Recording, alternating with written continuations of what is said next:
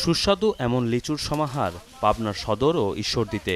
মধুমাসের এই ফল চাষে দিনরাত পরিশ্রম করতে হয়েছে চাষিদের, আর এই ভালো ফলনের তৃপ্তি এখন তাদের চোখে মুখে। দেশীয়জাত আটি কিংবা বিদেশিজাত বোম্বে ও চায়না সব ধরনের লিচুই ধরেছে এখানকার বাগানগুলোতে। জেলার প্রায় 35,500 হেক্টর জমিতে এবার লিচুর আবাদ হয়েছে। উৎপাদিত এই রসালো ফলের দাম নিয়েও খুশি চাষিরা।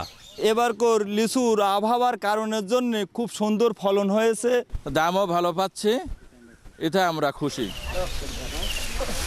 প্রায় প্রতি বছরই ভালো ফলন পাচ্ছে চাষিরা, তাই লিচু সংরক্ষণের জন্য জেলায় হিমাগার স্থাপনের দাবি জানিয়েছে তারা। তাদের কাছে আকুল আবেদন করব, তারা যেন অচিরেই একটা কোল্ড স্টোর আমাদের জন্য স্থাপন করে দেয়। পাবনার লিচুর সুনাম থাকায় এই অঞ্চলের বাগানগুলোতে এখন দেশের বিভিন্ন স্থানের পাইকাররা ভিড় জমিয়েছে। প্রতিদিন শতাধিক ট্রাকে কয়েক হাজার ঝুড়ি চলে যাচ্ছে দেশের বিভিন্ন জেলায়। লিচুটা খুবই সুস্বাদ, ঢাকা, সিলেট, চট্টগ্রাম, ফেনী সব জায়গায় সেল হয়। পাবনার লিচুটা একটু সুস্বাদু বা সিজনের আগে আসে, আমরা সেই কারণে এখানে এসে আমরা পাবনার লিচু নিয়ে চট্টগ্রাম বিক্রি করি।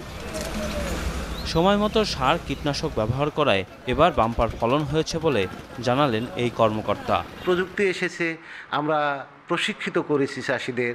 লিচু যেন প্রতি বছর ধরে তার অন্তত 2-3টা প্রযুক্তি চাষিরা এখন স্বয়ং জানে। রাজীব সাহা, যমুনা নিউজ।